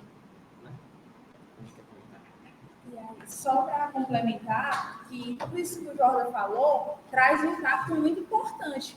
Foi muito importante o Aurélio apontar esse aspecto do que a gente produz, porque nós estamos discutindo o manual e nós estamos identificando os pontos positivos e aquilo que precisa avançar, mas nós, como profissionais e como cientistas, estamos também buscando avançar nisso. Então, no nosso laboratório, esse resultado do Jordan, ele é incrível, porque ele está trabalhando com câncer, que é extremamente agressivo, que tem um risco de recorrência muito alto, e ele está mostrando que a restrição calórica aumenta o tempo de sobrevivência, que é o objetivo de todo o tratamento oncológico. Então, quando a gente vai olhar, por exemplo, os guidelines de oncologia para prescrição de tratamento, às vezes, quando um medicamento aumenta 3 meses de vida, aquele medicamento pode ser utilizado. Então, esse dado do Jordan mostra como a nutrição ela pode contribuir não somente durante o tratamento, mas também aumentando a expectativa de vida desse paciente e trazendo a consequência de ter essa qualidade de vida. Então, por exemplo, eu tive a oportunidade de investigar o efeito do jejum de curto prazo em células de câncer de mama triplo negativo associada à quimioterapia, tendo efeitos muito relevantes no que diz respeito à redução das células, aumentando uma alteração no metabolismo dessa célula, alterando o ciclo celular, mostrando que essa intervenção ela é interessante e que pode ser aplicada. Isso em cultura de células. Temos também estudos, ele teve com sarcoma, eu tive com câncer de mama, teve outros alunos do nosso grupo que investigou jejum de curto prazo, associado à quimioterapia, com melatonina, com metformina. Então, nós estamos aqui lutando para que o paciente oncológico ele tenha acesso a estratégias nutricionais que favoreçam realmente o aumento da sua sobrevivência. E nós, diante de todos esses cenários, a gente percebe até que, por exemplo, em células, 24 horas de jejum de curto prazo induzia a morte celular de maneira mais efetiva do que a quimioterapia. E aí é sempre uma grande discussão quando os nossos trabalhos são apresentados, esses dados pré-clínicos, porque as pessoas falam, né, os avaliadores, então vocês querem dizer que só uma restrição é capaz de levar a uma atividade antitumoral? E quando a gente pensa no estudo pré-clínico, a gente tem uma perspectiva, mas a gente não quer tirar a quimioterapia do cenário, pelo contrário, a gente quer potencializar o efeito desses tratamentos. É importante a fala do Jordan, a pergunta do Aurélio, a fala da Elislene, que traz um contexto do que a gente faz aqui, né? Mas só para a gente ter uma questão de amplitude que a gente tem feito, que é citado, né, nesse guia, na definição, mas a gente explorar outros contextos que eu acredito são importantes. E o guia ele foca muito nesse tipo de contexto, que é sempre olhar para o paciente como um paciente carente. O paciente que tem perda de peso, a preocupação com essa variável peso e, assim, me permita a gente tem muita crítica em relação até usar essa variável como um indicador tão importante para uma conduta tão sensível como deve ser. Por quê? Dentro da área da medicina, a área da oncologia é a que tem mais precisão no que tange à indicação de medicamentos.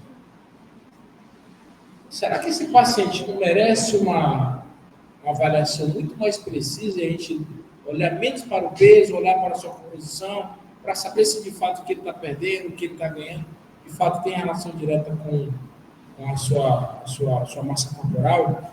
E aí esse impacto que ele, ao olhar somente para o peso, isso muda toda a conduta, porque ele vai querer dar um suporte energético maior, dar um aporte proteico maior.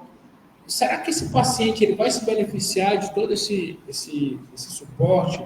E aí, assim, eu lembro muito do café passado, né?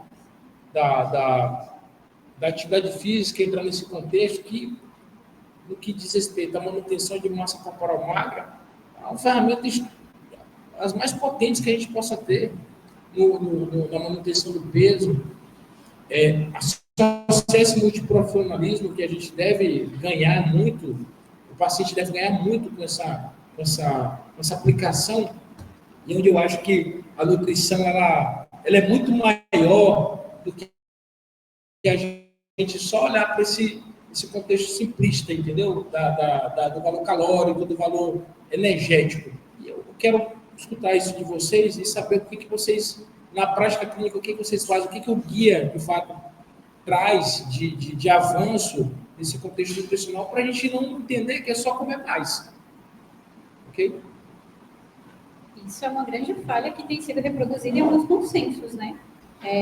Muitos tratam só do valor calórico, de prescrição, atingir determinadas calorias, e o paciente bate muito em cima disso e perde um pouco para a qualidade dessa alimentação, para alguns aspectos mais individuais. Aqui no manual, até eles trazem um pouco sobre o conceito, diferenças, né, entre o conceito de desnutrição, caquexia e sarcopenia, mas realmente, a sarcopenia é avaliada? Porque para ser avaliada é um processo um pouco mais complexo. Não é só ver se o paciente tem baixa massa muscular, é falar da funcionalidade, trazer questionários específicos, né? Existe um questionário de sarcopenia, então para fazer esse diagnóstico tem que ter esses 3 elementos: baixa massa muscular, redução da força e essa avaliação de funcionalidade, que é por alguns testes e também pela incorporação desse questionário, que é o SARC-F. E falta, eu acho que ainda nos guidelines, uma ampliação desse reconhecimento da desnutrição, caquexia e da sarcopenia e condutas, né, específicas e como avaliar isso com pontos de corte mais definidos. Eu acho que isso ainda está em falta. A gente tem alguns pontos de corte para sarcopenia, por exemplo, a bioimpedância, para o DEX, a gente sabe que nem todo mundo vai ter acesso a esse, então a bioimpedância acaba sendo uma ferramenta mais fácil, de melhor acesso. A gente vai ter aí pontos ali da antropometria, mas para avaliação de sarcopenia, o ponto reconhecido mesmo é ali da bioimpedância e o do DEXA, né? E o da bioimpedância ainda vem de alguns estudos estrangeiros, né? Para a população brasileira ele ainda é um pouco em falta. E como é que a gente vai conduzir isso e avaliar? E que conduta nutricional a gente tem que tirar daí? Porque ela precisa ser um pouco mais específica. Eles estavam falando muito da heterogeneidade da doença, a gente vai ter a heterogeneidade do perfil do paciente, qual paciente que vai apresentar esses processos de redução de massa muscular, de desnutrição, de eventualmente a caquexia que já tem um aspecto inflamatório muito maior, e como é que a gente vai realizar nossa conduta a partir daí. Eu acho que falta ainda essa resposta dentro da nutrição oncológica, falta a gente ter esse maior delineamento, esse maior encaminhamento para os pacientes, essa maior individualização dessa prescrição, desde esse diagnóstico nutricional até, de fato, a prescrição nutricional.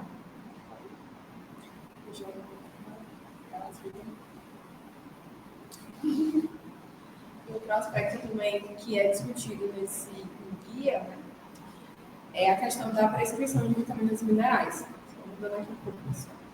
Porque muitas vezes, atualmente, os oncologistas médicos, eles vão direto para essa abordagem, né? Vamos suplementar, toma aqui esse multivitamínico. Então, é muito comum também encontrar os pacientes que elas estão tomando vitaminas porque o médico prescreveu. Então, achei muito importante eles destacarem aqui nesse manual para o oncologista que nem sempre essa prescrição de vitaminas e minerais vai ajudar.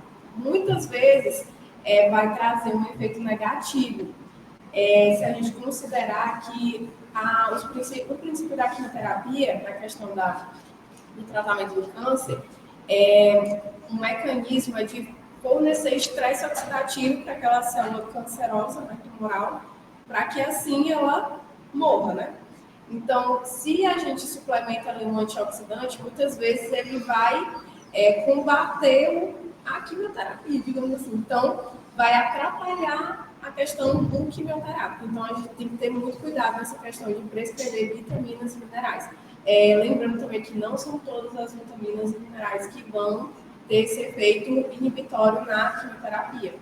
Então, eu achei muito relevante eles abordarem isso nesse manual. É uma palavra que meu amigo Aureliano adora, o paradoxo. Gente, é a palavra preferida dele, não esquece toda vez que eu falo isso numa palestra. E aí, essa questão desse paradoxo que a Dalila tanto trouxe na fala dela, é interessante. Não significa que o paciente oncológico nunca vai poder receber uma suplementação vitamínica mineral. Mas a gente tem que entender o momento que essa suplementação precisa ser feita, se ela precisa ser feita em primeiro lugar, e o momento ideal para aquilo. Às vezes, pacientes, né, que já passaram pelo tratamento, que precisam de um aporte vitamínico mineral, essa suplementação pode ser prescrita. Já em alguns outros tipos de tratamento, ou em alguns tipos particulares de câncer, pode não ser aconselhável durante um bom período. E aí a importância da gente também conseguir, né, prescrever uma dieta que seja nutricionalmente adequada, que não só promova calorias, mas que promova uma riqueza em micronutrientes, para que elas não precisem depender de um externo de suplementação. Então, eu acho que esse alinhamento dessa prescrição mais direcionada se faz muito importante para esse tipo de paciente. Tem uma coisa que assim, vocês detalharam muito bem da importância, né, desse manejo nutricional, do cuidado com as cápsulas, né, no qual você possa suplementar esses pacientes. Isso traz um prejuízo, a ciência tem demonstrado isso há bastante tempo, mas tem uma coisa que me chama muita atenção, que o tateamento dietético na prática, que as pessoas tendem a prescrever, e às vezes eles podem esquecer o comportamento dessas pessoas. E o comportamento dessas pessoas, durante o tratamento, muda.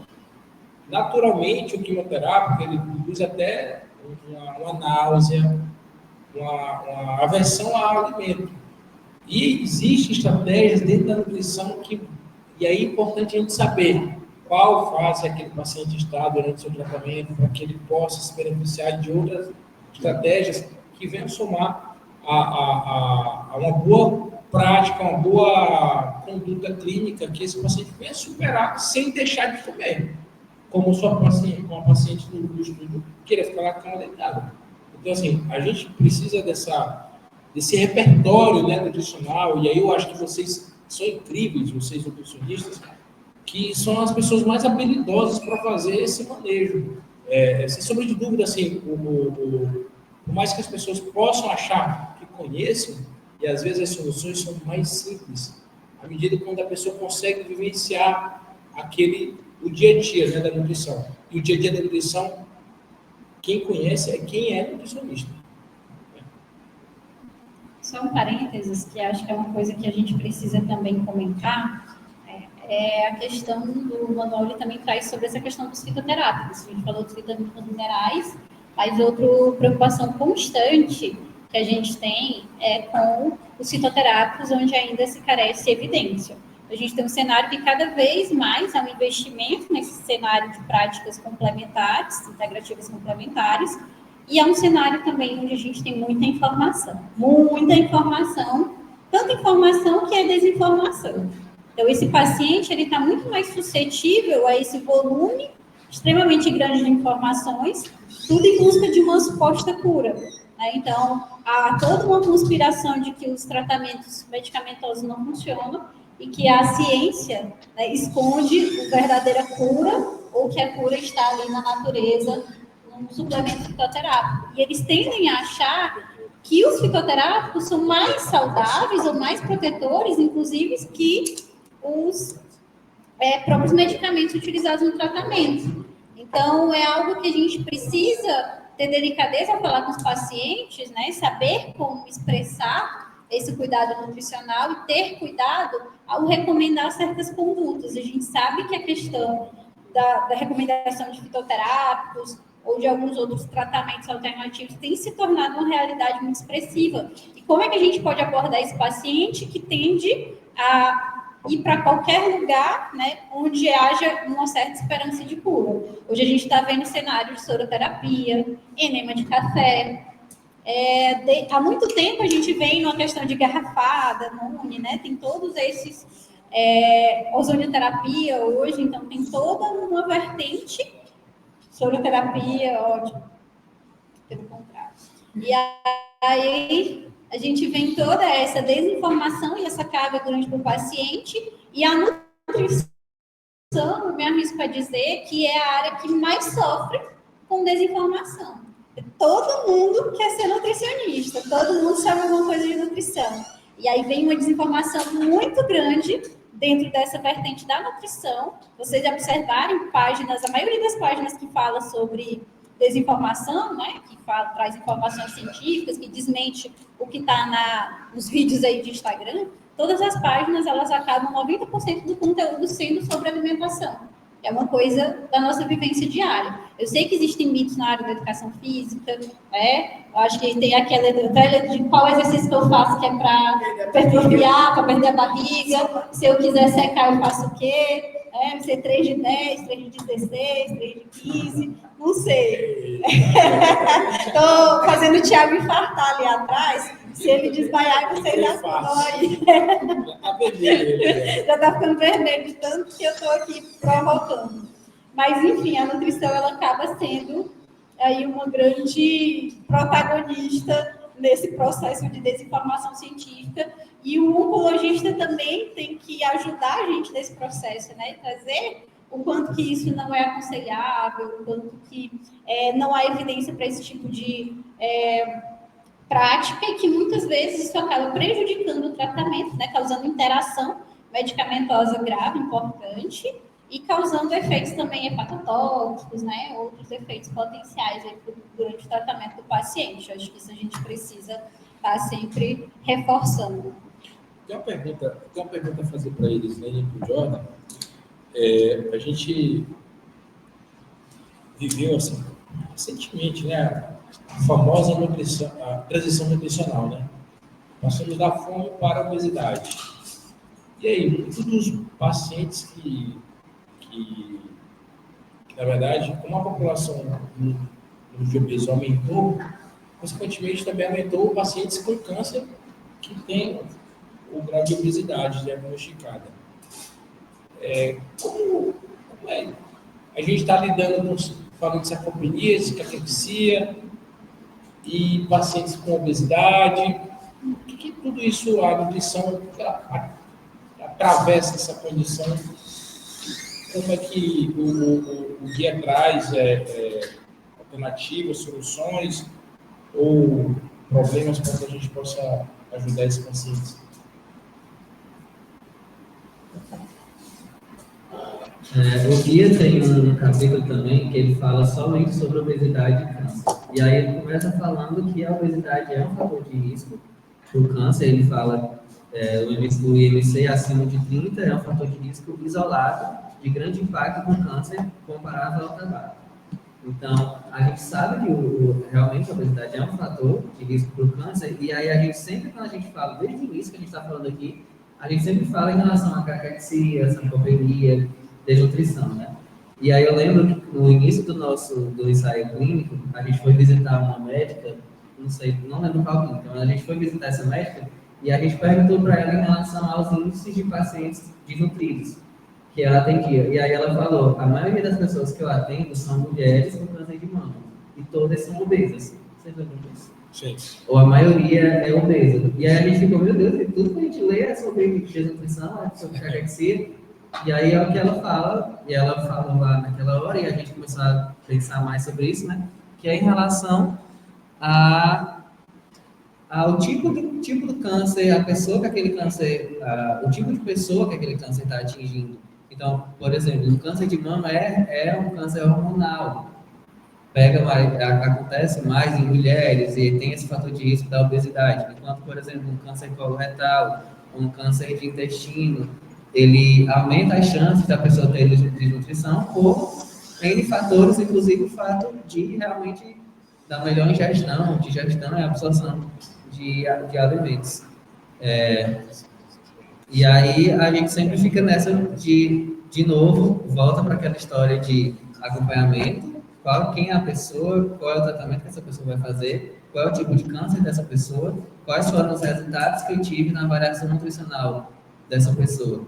E a obesidade não quer dizer que essa pessoa não tem sarcopenia, ou que não corre o risco de perda de massa magra, de desnutrição. Porque às vezes o paciente oncológico está com uma circunferência abdominal ok, está com um peso ok, mas a avaliação nutricional vai dizer para a gente os valores de gordura, de inflamação, de massa magra naquele paciente. Então, de novo, o acompanhamento de avaliação nutricional é importante para o melhor acompanhamento, o melhor tratamento e o melhor desenrolar desse paciente com obesidade ou com risco maior de desnutrição mesmo com obesidade. E nesse cenário, acho que é importante a gente pensar qual é o perfil da população brasileira, da população mundial. A gente percebe que a maioria da população hoje tem excesso de peso corporal. Então, por exemplo, no nosso estudo clínico, a gente percebe que a maioria das pacientes tem excesso de gordura corporal pela bioimpedância e também a área da gordura visceral acima do que era recomendado.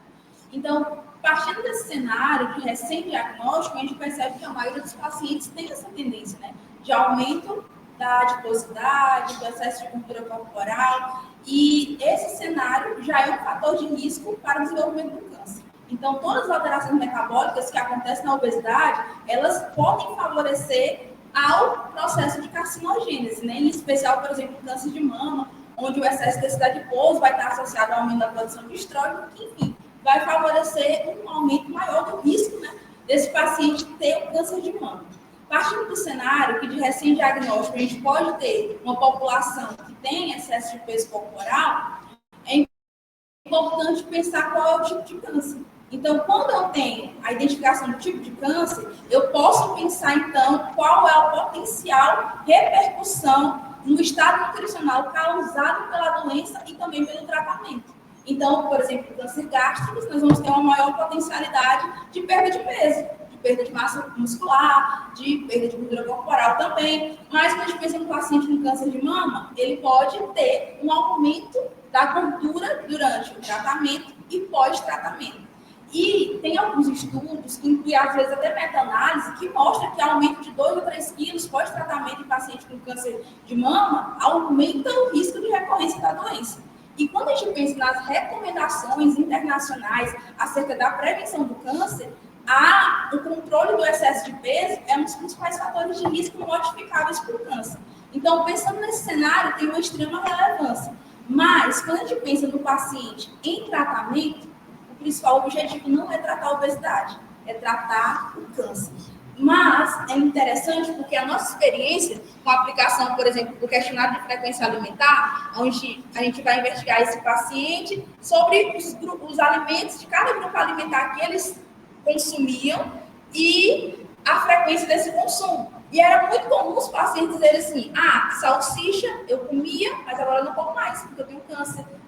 Refrigerante eu tomava, mas agora eu não tomo mais. Então, o próprio diagnóstico já gera uma mudança comportamental com a sua relação com o alimento, que isso também pode impactar na redução do peso. Tá, mas a gente tem que pensar que não é só essa redução do peso, que pode ter um aspecto positivo, mas aí tem o risco da perda da massa magra, que isso pode aumentar a toxicidade do tratamento, trazer um pior prognóstico. Então, a gente precisa realmente pensar no aspecto de avaliação da composição corporal. E, pensando nisso, né, quando a gente pensa nos nossos guidelines, tanto da Sociedade Brasileira de Nutrição Oncológica, como esse manual direcionado para oncologista, assim como outras recomendações, a gente percebe que a gente ainda está focado no peso e no índice de massa corporal, talvez porque sejam as variáveis que sejam viáveis. Em alguns cenários, a gente sabe que a gente tem que avançar no que diz respeito a avaliar a composição corporal em si. E até voltando para esse aspecto que o professor comentou, relacionado às intervenções específicas, a depender se o paciente tem caquexia, se ele tem sarcopenia, se ele tem uma desnutrição, se ele tem um excesso de peso, a gente percebe que os nossos manuais, eles não trazem informações específicas sobre isso, recomendando tal padrão alimentar recomendado para um indivíduo que tem sarcopenia, para um indivíduo que tem desnutrição. As coisas que eles trazem orientações, por exemplo, pré-operatório, pós-operatório, considerando um indivíduo que tem desnutrição, nós podemos fazer uma imunonutrição, pós-operatório, recomendo também alguns nutrientes por um intervalo de tempo, sei lá, de 7 a 14 dias, mas ainda é muito generalista as orientações. E isso principalmente por quê?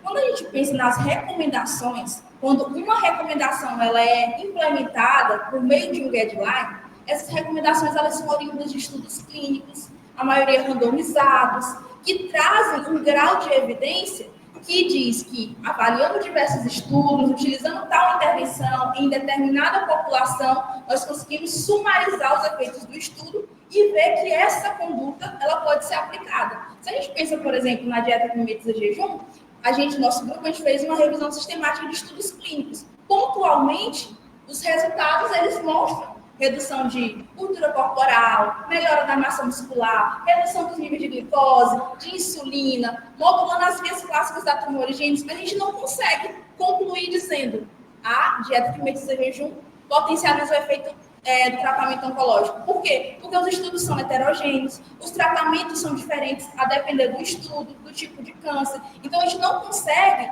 e inclusive nesse estudo de revisão sistemática, a gente fez a aplicação do protocolo GRADE, que é para indicar o grau de recomendação. E a maioria das variáveis que a gente conseguiu identificar tinha efeito, mas não conseguia recomendar. A recomendação era fraca, justamente por todas essas alterações que ocorrem de estudo para estudo. E nós ainda estamos lutando para conseguir fazer um ensaio clínico. Então, acredito que nós ainda vamos avançar muito. E, principalmente, pensar não somente na nutrição baseada em evidência, mas também na nutrição de precisão.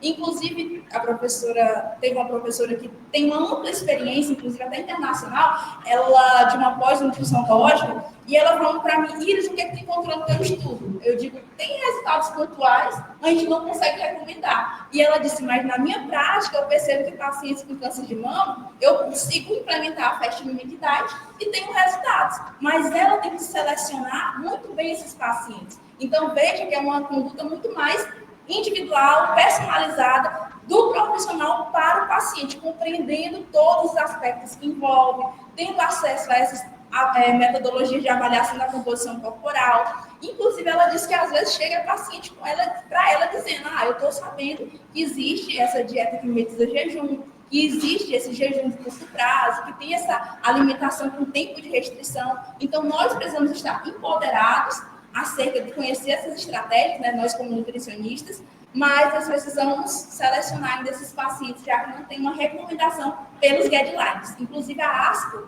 ela fala que essas estratégias elas podem ser aplicadas apenas em estudos, mas que na prática clínica ela não é recomendada. Então... Tem uma coisa importante desse guia que me chama muita atenção, que inclusive a gente discutiu no guia da semana passada, que é o grau de evidência, né? Que é uma limitação muito forte para esse tipo de estudo, que se você for olhar e ler, né, as recomendações do American Heart Association, você tem uma precisão muito maior e passa por essa fala da Erislene, né, quando ela cita que o número de trabalhos é muito maior em determinadas áreas, isso é fato. Algumas áreas podem ter muito mais, No entanto, é uma limitação que a gente vê tanto na parte do exercício quanto na parte da nutrição, mas o que nos resta é avançar, né, doutora Juliana, para que a gente possa, a ciência, possa construir uma história que a nutrição possa ser sólida, assim como, na verdade, a nutrição já é sólida. A gente possa encontrar respostas e preencher as lacunas na qual os pacientes hoje sofrem, mas eu acho que tem uma linha que é muito sólida para que a gente possa até finalizar um pouco o nosso encontro de hoje. A avaliação, ela passa de uma maneira muito contundente por esse processo da melhor prática nutricional, a avaliação desse paciente.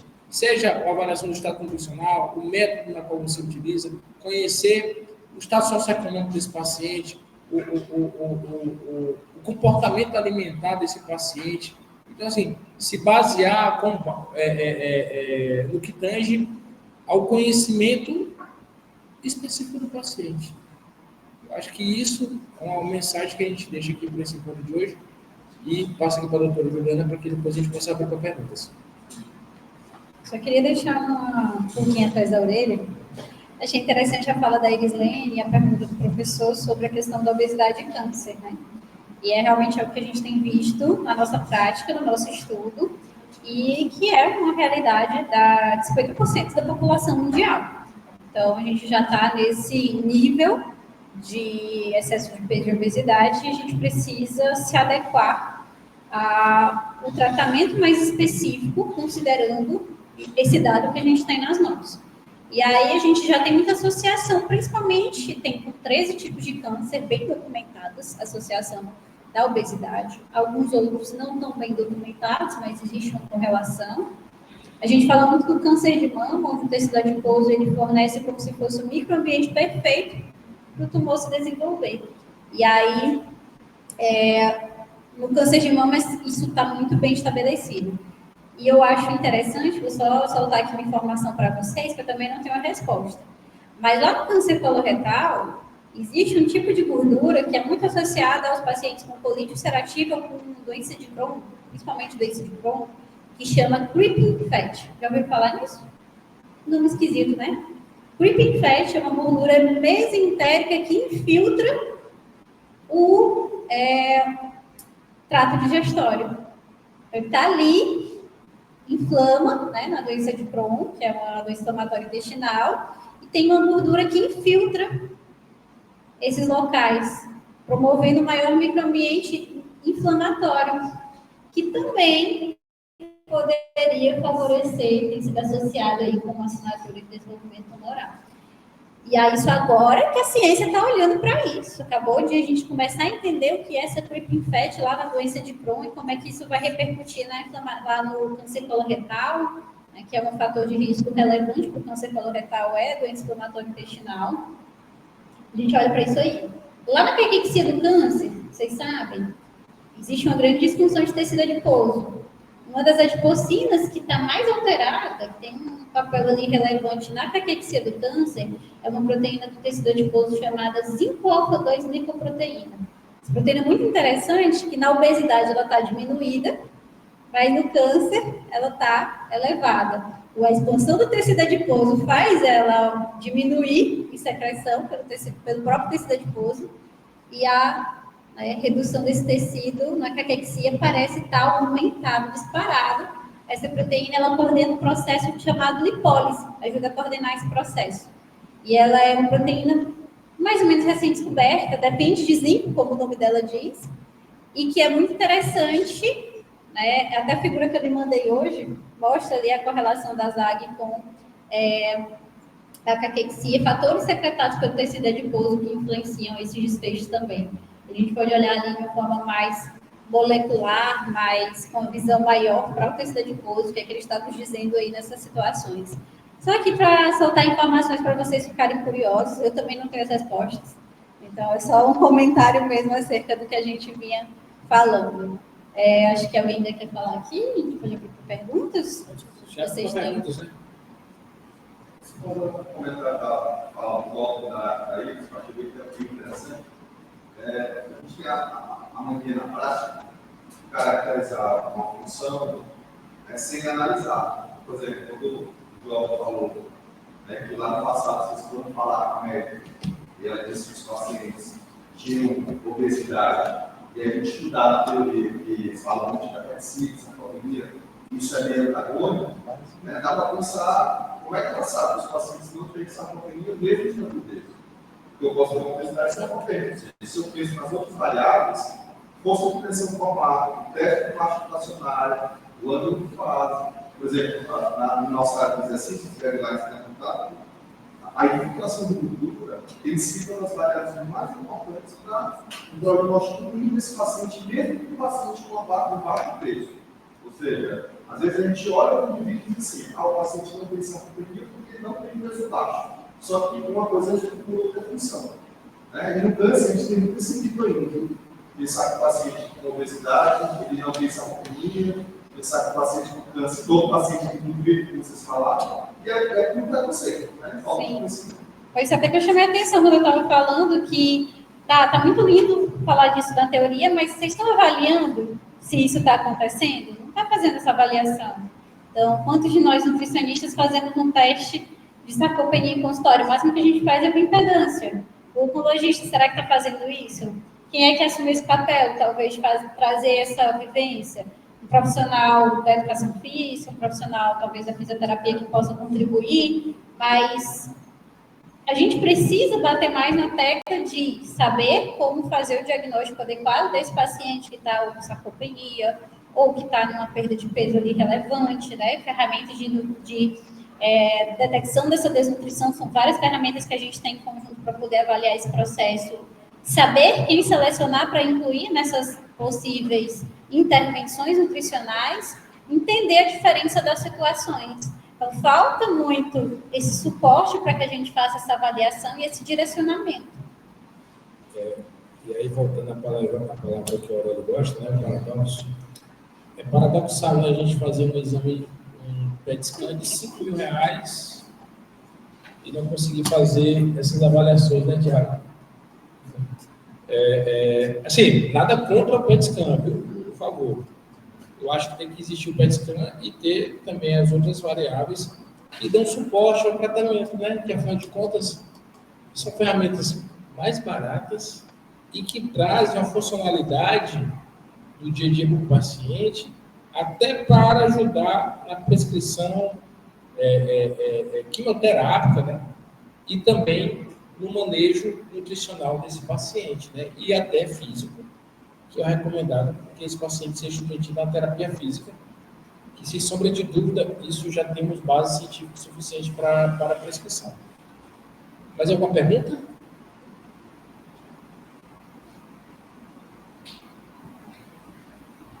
Todos caladinhos hoje. Quietinhos. Ok. Então, nós do Café Consciência, eu quero agradecer esse time fantástico aqui, que se propõe a se reunir nessa noite, né? A gente tem vivenciado a experiência de conviver com essas pessoas e aprendo cada vez mais com eles.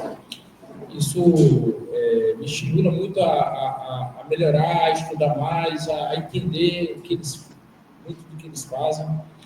E muito... me deixa muito feliz tudo isso, né? Porque pessoas dessa envergadura, na qual a gente tem a possibilidade de trabalhar, e a gente trabalha numa harmonia muito, muito bacana. E é muito gostoso conviver, ter o dia a dia com eles. E, acima de tudo, saber que a gente vamos nos tornar melhor à medida que a gente tem uma conversa mínima com eles. Isso faz desse time aqui estar reunido, e esse time aqui, escolhido a dedo, mas o que não quer dizer que os que estão ali, muitos que estão assistindo e que não puderam vir, não sejam importantes, pelo contrário. Existe um trabalho de bastidores extremamente importante e que faz com que a gente esteja aqui uma forma de pulsar, né?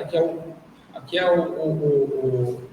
a crista, né, da onda do domínio, no aspecto nutricional, esse time aqui, e desafio a falar que, principalmente dele do Piauí, tem profissionais tão bem qualificados como vocês, viu?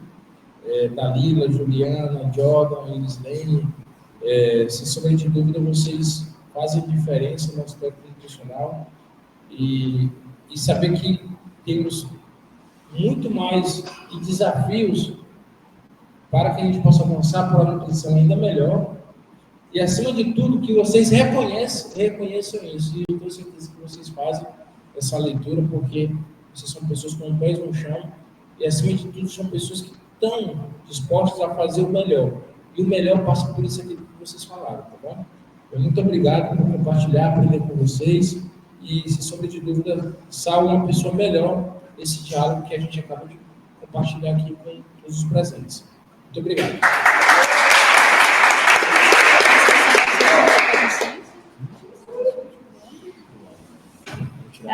Gente, só para finalizar, vamos tirar uma fotinha. Esse é o nosso último Café com Ciência do ano, tá bom? Então,